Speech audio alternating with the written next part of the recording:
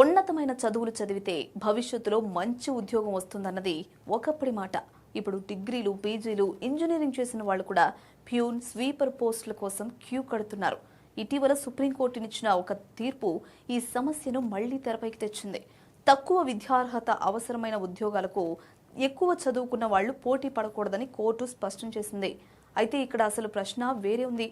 లక్షలాది మంది ఉన్నత విద్యావంతులు ఎందుకు చిన్న ఉద్యోగాల కోసం దరఖాస్తు చేసుకుంటున్నారు? మన దేశంలో నిరుద్యోగ సమస్య ఏ స్థాయికి చేరుకుంది? దీని వెనుక ఉన్న అసలు వాస్తవాలు ఏంటి?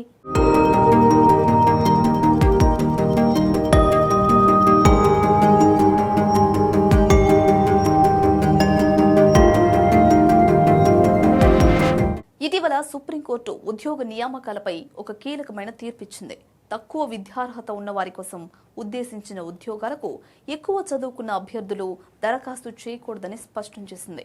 కేవలం 10వ తరగతి అర్హత ఉన్న బ్యాంక్ అటెండెంట్ పోస్టు కోసం ఒక గ్రాడ్యుయేట్ తన డిగ్రీని దాచిపెట్టి ఉద్యోగం సంపాదించాడన్న కేసులో కోర్టు తీర్పునిచ్చింది.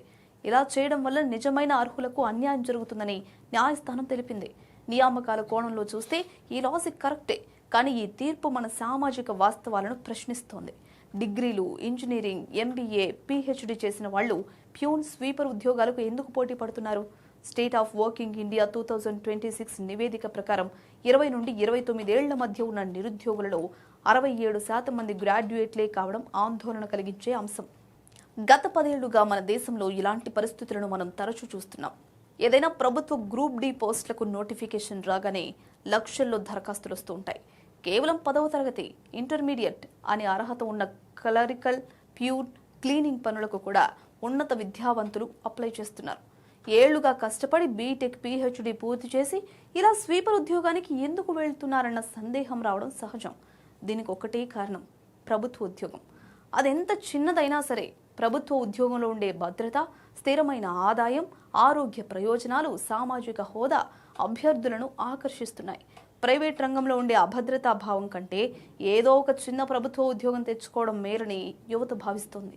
విద్యావంతులు చిన్న ఉద్యోగాలకు పోటీ పడుతున్న తీరుకు గతంలో జరిగిన కొన్ని ఉదాహరణలే నిదర్శనం.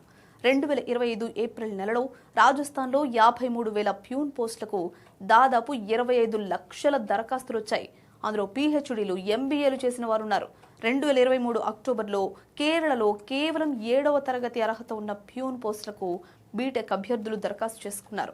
2020లో పశ్చిమ బెంగాల్లో 8వ తరగతి అర్హత ఉన్న ఫారెస్ట్ అసిస్టెంట్ పోస్టులకు ఇంజనీర్లు, రీసెర్చ్ స్కాలర్లు పోటీ పడ్డారు. బీహార్, తమిళనాడు, ఉత్తరప్రదేశ్ రాష్ట్రాల్లో స్వీపర్, శానిటరీ వర్కర్ ఉద్యోగాలకు వేల సంఖ్యలో గ్రాడ్యుయేట్లు క్యూ కట్టారు. భారతీయ లేబర్ మార్కెట్ అసలు స్వరూపం ఇదే. విద్యావంతుల్లో ఉన్న నిరుద్యోగాన్ని గమనిస్తే ఆశ్చర్యం కలుగుతుంది. లేటెస్ట్ లేబర్ ఫోర్స్ సర్వే ప్రకారం గ్రాడ్యుయేట్ల నిరుద్యోగిత రేటు 11.2% ఉంది. ఇది జాతీయ సగటు కంటే 3 రెట్లు ఎక్కువ. అజీం ప్రేమ్జీ యూనివర్సిటీ నివేదిక ప్రకారం 15 నుంచి 25 ఏళ్ల వయసున్న గ్రాడ్యుయేట్లలో దాదాపు 40% మందికి ఉద్యోగాలు లేవు. చదువుకోని వారే నిరుద్యోగులుగా మిగిలిపోతారన్నది పాత మాట. ఇప్పుడు డిగ్రీ సర్టిఫికేట్ ఉన్న వారే ఎక్కువగా నిరుద్యోగుల జాబితాలో ఉంటున్నారు. బాగా చదువుకుంటే సమాజంలో ఉన్నత స్థాయికి వెళ్లొచ్చని దశాబ్దాలుగా తల్లిదండ్రులు పిల్లలకు చెప్తూ వచ్చారు. కానీ ఇప్పుడు ఉన్నత విద్య పెరిగినంత వేగంగా ఉద్యోగాల సృష్టి జరగడం లేదే. ఒకప్పుడు కనీసం 10వ తరగతి పాస్ కావాలని ఇంట్లో వాళ్ళనివారు. ఇప్పుడు కనీసం ఒక డిగ్రీ అయినా చేయాలని అనుకుంటూ ఉంటారు. డిగ్రీ స్థాయి 10వ తరగతికి పడిపోయిందా అన్న అనుమానం కలుగుతుంది. వాస్తవానికి డిగ్రీకి పూర్తిగా విలువ పోలేదు. అది ఇంకా ఎన్నో వృత్తులకు అవసరమే.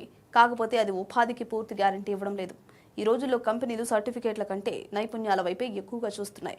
కోడింగ్ వచ్చా, ప్రాబ్లమ్ సాల్వింగ్ స్కిల్స్ ఉన్నాయా, కొత్త టెక్నాలజీని నేర్చుకోగలరా, ఇలాంటి అంశాలకే ప్రాధాన్యత ఇస్తున్నాయి. అటు కంపెనీలు తమకు నైపుణ్యం ఉన్న అభ్యర్థులు దొరకడం లేదు అంటున్నాయి. ఇటు యువత తమకు ఉద్యోగాలు రావడం లేదు అంటున్నారు. ఎలాన్ మస్క్ లాంటి వాళ్లు డిగ్రీలతో పని లేదని, నైపుణ్యం ఉంటే చాలని చెప్తున్నారు. మన దేశంలో ఇంకా ఆ పరిస్థితి రాకపోయినా యువతలో మాత్రం ఆలోచన మొదలైంది. ఓవైపు చదువుకు తగ్గ ఉద్యోగం రాక, మరోవైపు చిన్న ఉద్యోగాలకు దరఖాస్తు చేసే అవకాశం కోల్పోతే తమ పరిస్థితి ఏంటన్న భయం నిరుద్యోగుల్లో నెలకొంది. అయితే ఇదంతా కేవలం నైపుణ్యాల లోపమే అని సరిపెట్టుకోలేం. లక్షలాది మందికి స్కిల్స్ లేవు అనడం వాస్తవం కాదు. ఇక్కడ సమస్య ఉద్యోగాల సృష్టిలో కూడా ఉంది. స్థిరమైన వేతనం వచ్చే ఉద్యోగాల కొరత తీవ్రంగా ఉంది. చాలా మంది గ్రాడ్యుయేట్లు ఏదో ఒక పని చేస్తున్నా అది వారి చదువుకు ఏమాత్రం సంబంధం లేనిదై ఉంటుంది.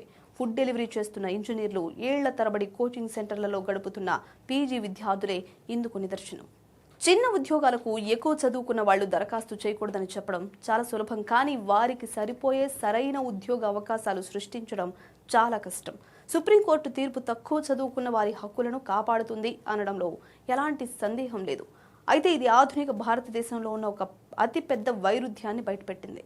ఉన్నత చదువులు చదివితే మంచి జీవితం ఉంటుందని నమ్మి యువత ముందుకు సాగింది. కానీ ఇప్పుడు వారు తమ డ్రీమ్ జాబ్ కోసం కాదు, ఏ చిన్న ఉద్యోగం దొరికినా చాలు అనుకునే పరిస్థితికి వచ్చారు. ఇలాంటప్పుడు చదువుకు తగ్గ ఉద్యోగాలు సృష్టించాల్సిన బాధ్యత ప్రభుత్వాలపై ఎంతో ఉంది.